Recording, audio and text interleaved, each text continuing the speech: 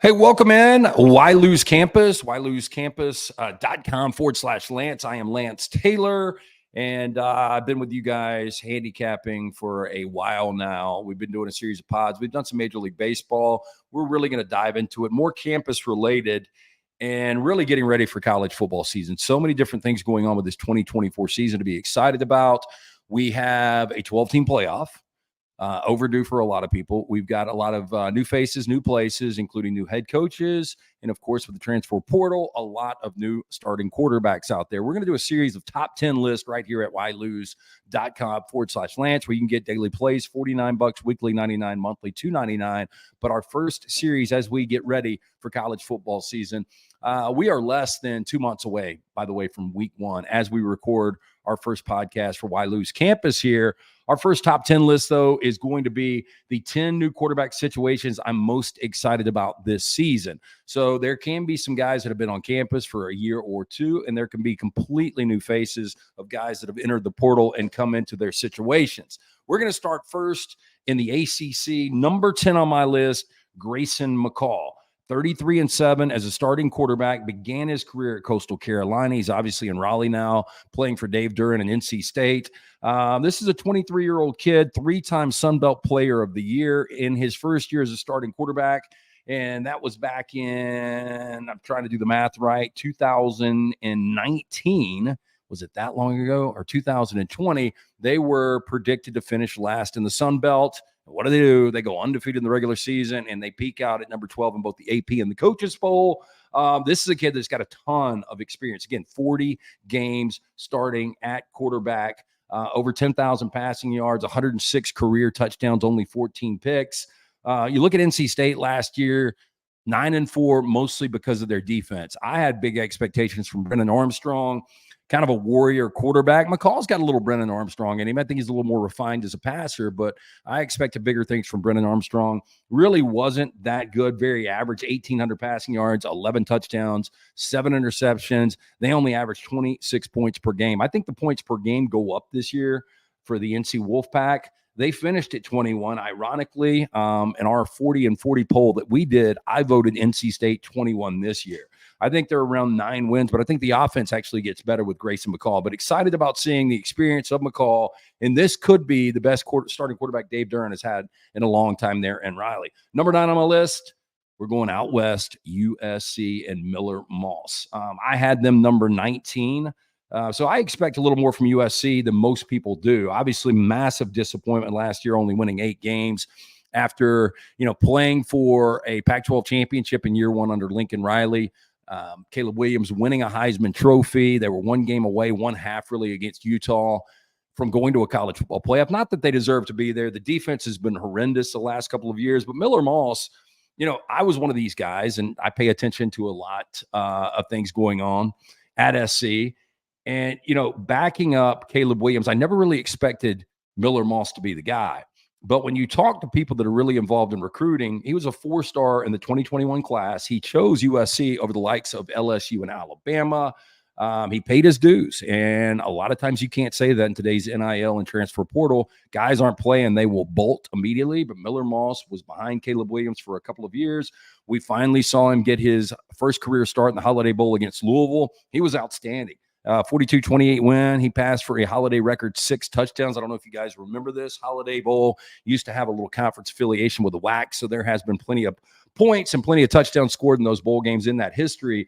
But for him to set a record with 6, he was really impressive, and they're very comfortable. Lincoln Riley has been so good with quarterbacks. You go back to Baker Mayfield and Kyler Murray, Jalen Hurts, what you've seen the last couple of years with Caleb Williams.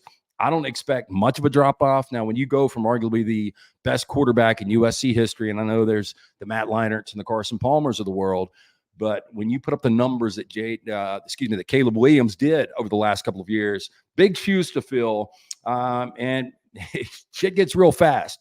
You've got LSU out of the gate, neutral site, in Vegas. And then you go to the Big House to take on Michigan and Wisconsin, all just in the month of September. So we will see quickly how good Miller Moss is going to be. But I've got him at number 9. Again, we're going through, we're going to be doing top 10 list here at YLose Campus/Lance Taylor. You can get daily package $49, weekly $99, monthly $299. Getting ready for the college football season. Again, our first list, the 10 new quarterback situations I'm most excited about for the upcoming 2024 season.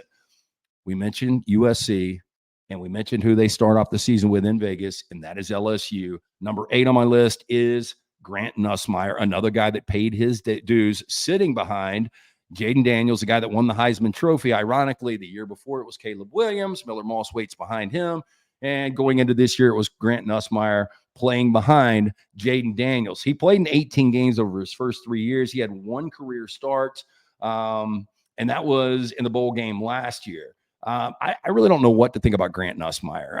I believe he's going to be good. I'm fascinated to see this because although year one was better for Brian Kelly, winning 10 games and getting to an SEC championship, they left a little on the table last year, in my opinion. The defense was horrendous.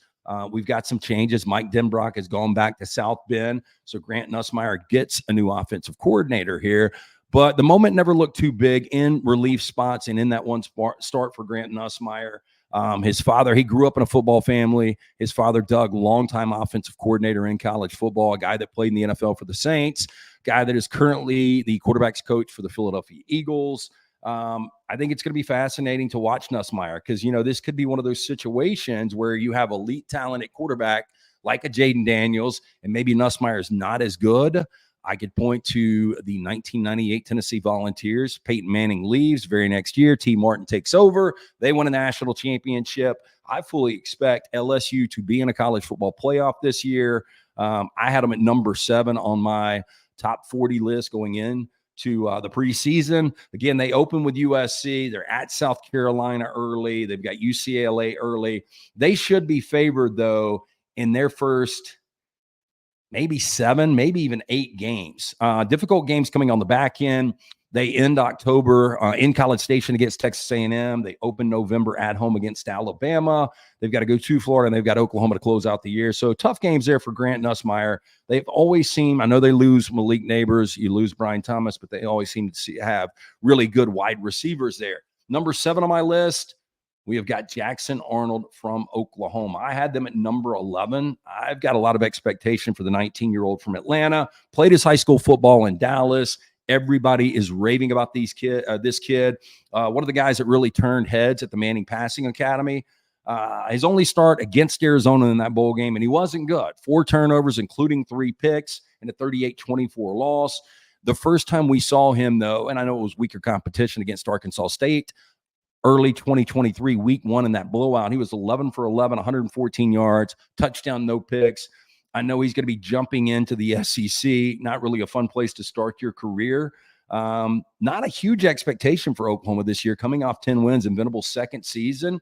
And he gets a little breathers to start. Temple, Houston, Tulane. I know Houston and Tulane aren't complete layups, but before things get really real, September 21st, when they're hosting Tennessee, at least breaking in a little bit with Jackson Arnold.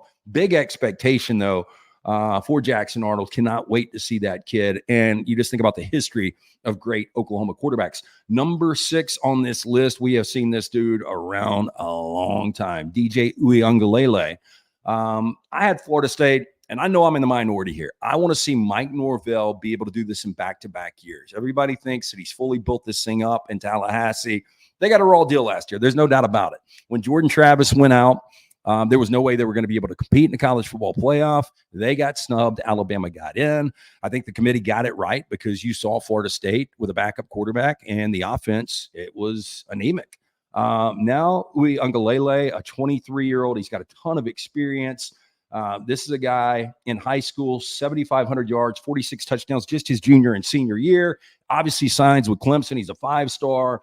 And the first time we saw him, Trevor Lawrence got ruled out against Notre Dame in 2020. He comes in, he starts 31 of 40, a couple of touchdowns. And they were down 18, I think it was. They came back. They won the game. We thought he was going to be the next superstar quarterback for Dabo Swinney. Things didn't work out. Cade Klubnik ultimately took that job. DJ takes off to play for Jonathan Smith in Corvallis in Oregon State. And I thought he was okay. They focused more on running the football. The Beavers did. He has a ton of experience, though, 30-10 and 40 starts. So this is a guy, again, he had the one season at Oregon State. He's got 57 career touchdowns, 24 interceptions, needs to cut down on the interceptions. I think he's a good, solid quarterback. I'm fascinated to see, because if he's better than good, if he's as productive as Jordan Travis was, Florida State could be really good this year. I think he could be that piece, the difference of whether or not they're competing for an ACC championship, getting back or getting to a college football playoff, not back. I know a lot of Florida State fans are out there saying we should have been there.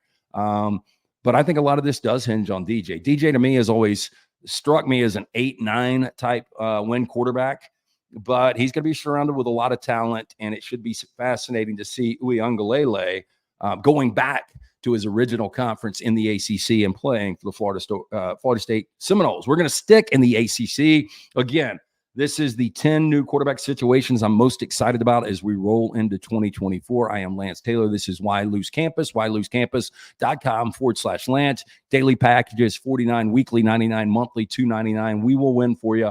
Number 5 on the list, we stay in the ACC. Cam Ward. I love this kid. Mario Cristobal, if there is, we've got a handful of coaches that roll into 2024. I don't want to say on a hot seat, but a lot of pressure, a lot of expectations, and he finally seems to have his roster built. This could be maybe the biggest signee in Mario Cristobal's history. I know he signed some really good players at Oregon. First couple of years have not worked out like Canes fans have wanted it to. Cam Ward's another kid that's got a ton of experience, 22-year-old, grew up in a small town, West Columbia, Texas, 3,500 people, played in a wing T offense, only averaged 12 passing attempts per game his senior year of high school. He wasn't really recruited. He had one scholarship offer to Incarnate Word. He goes there and he blows up. 74 touchdowns in 2 seasons there. He transfers to Washington State. I remember people raving about this guy when he went to Pullman, and watching him there. He's a guy that can spin it. In 44 games as a starting quarterback, he's 25-19. Not a great record, but it was Incarnate Word. It was Washington State. Now he's at Miami. He's got a lot of talent, 135 career touchdowns. Cam Ward, and I had Miami at number 10. I think they're a college football playoff contender this year, and a lot of this is going to hinge on how good Cam Ward is. Number 4 on this list, another quarterback that we have waited for a couple of years. We've heard about Nico Imalevi. I can't say his name. We're going to call him Nico Imaleava. Nico Imaleava. We'll go with that. We'll stick with that right now. I've heard it pronounced a million different ways. But when this kid came onto the scene, the rumor was an $8 million NIL deal was inked before he even signed with Tennessee. He will turn 20. Week 1, his only start was against Iowa in the Citrus Bowl, and he looked good against a really good Iowa defense. He only threw for 151 yards, but 4 total touchdowns, including 3 rushing touchdowns. He's got 45 career passing attempts at Tennessee, 0 picks under Josh Heupel. In my opinion, one of the best play calling head coaches in college football. I think he thrives. And Nico, I think, has a big year in year 1. Josh Heupel going into year 4, wins 11 games with Hendon Hooker a couple of years ago, wins 9 with what, in my opinion, was an average Joe Milton. I think you get an upgrade with Nico, and I have got Nico Imaleava at number 4 on this list. Number 3 on our list, this is a team that I think, the rumor has it, they have invested $30 million just for this season, and some of those maybe millions. I don't know what the number is, but Will Howard goes from Manhattan, playing for Chris Kleiman, to now playing for Ryan Day, another one of these coaches that has a huge amount of pressure as they enter 2024. I referenced the Manning Passing Academy earlier. Will Howard was there, and when asked about this season, he said it's natty or bust. I think everybody agrees with that. I think Ohio State fans agree with it. I think most college football fans agree with the investment that they've put in, their resources, how close they've been. It's going to be a fascinating year for Ryan Day and Will Howard. They've lost 3 consecutive games to Michigan. They have yet to win a national championship under Ryan Day, and they haven't won one in a decade now, since 2014. In 25 career starts in Manhattan, he was 14-11. Got to get better throwing the football, and this is where Chip Kelly comes in. Not only will he refine him as a passer, but also Will Howard has got a lot of ability running the football. So I think he gets a major boost with former UCLA and Oregon head coach Chip Kelly now taking over the offensive reins from Ryan Day. Ryan Day swears it's going to be Chip Kelly's offense. We'll see how that goes. But he's got a little bit of time to break it in too. They've got Akron, Western Michigan, and Marshall before they travel to East Lansing to take on a new look Michigan State team. Will Howard, number 3, and ultimately the 6'5", 240-pounder, I believe, is a quarterback that will lead his team to the national championship. Ironically, interestingly enough, I think Chris Kleiman and Kansas State fans believe they've got a better quarterback in Avery Johnson. We shall see. But I think Will Howard, with the talent around him, I think they're going to be really, really good. Again, this is our top 10 new quarterback situations I'm most excited about in the upcoming 2024 college football season. I'm Lance Taylor. It's YLose Campus, YLoseCampus.com/Lance. Daily package $49, weekly $99, monthly $299. We're going to be doing these lists up until football season kicks off. Number 2 on my list, Dillon Gabriel. Another one of those, at Central Florida, I thought he would be there forever. He breaks his clavicle. I think it was year 3, abbreviated season in 21. He transfers into play at Oklahoma with Brent Venables. He was a first-team All-Big 12 performer last year at quarterback. Transfers out because of a guy we talked about earlier, Jackson Arnold. There was kind of a deal between him and Brent Venables when he signed that he would sit behind Gabriel for 1 year, and then it was going to be his team. Dillon Gabriel believed he was going to be drafted and on to the NFL. He's maybe 5'11". That's what they list him at. But he's a gutty quarterback. He's fun to watch. He's got a ton of experience, too. And in this quarterback-friendly offense that Dan Lanning and Oregon have right now, you look at Bo Nix, a guy that really struggled at Auburn, came in and flourished over the last couple of years. Bo Nix just last season, over 4,500 passing yards, 45 touchdowns, only 3 interceptions, and an Oregon team that averaged over 44 points per game. I think it's an incredible fit. This is a guy that, again, has a ton of experience, 49 games he has started in his career, 33-16. He's got almost 15,000 career passing yards. He's accounted for 151 touchdowns. And you start to look at this out of conference, you get some interesting games early. They should smoke Idaho, but then you get Boise State and you go to Corvallis to take on an Oregon State team that's going to have a mat on. I know it's going to be a new look with Jonathan Smith out of there, new quarterback for Oregon State. But that will be an interesting game. I expect Dillon Gabriel to have a massive season for an Oregon team that I had number 6. Fully expect them to be in a college football playoff, and now are number 1. Again, this is my list. A lot of people will disagree with this, but I am really excited about seeing Riley Leonard at Notre Dame. I love Marcus Freeman. Marcus Freeman, you look, in first 2 years, 19-8. They finished last year, that Notre Dame team did, at 10-3, number 14 in both polls, both the coaches and the AP. Go back to last year, watching Riley Leonard in week 1 against Clemson, and a good Clemson defense. He played outstanding. They were 4-0. They had Notre Dame against the ropes. I think they gave up a 4th and 23. They end up blowing it. Notre Dame gets the 2. Then Riley Leonard trying to lead Duke down on a final possession, which it should have been victory formation, turns the ankle, ultimately abbreviates the season.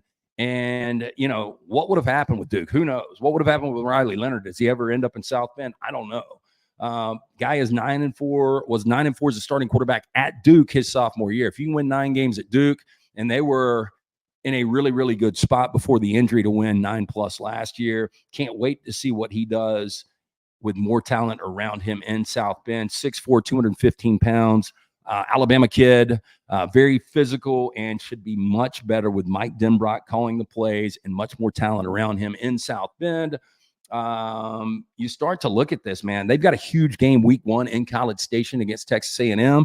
They get past them, they should be 8-0 hosting Florida State November 9th. So we'll see what happens. Big expectations for Notre Dame. I had them at number 9 in our 40-40, and I believe Notre Dame is a college football playoff team. That was our first list.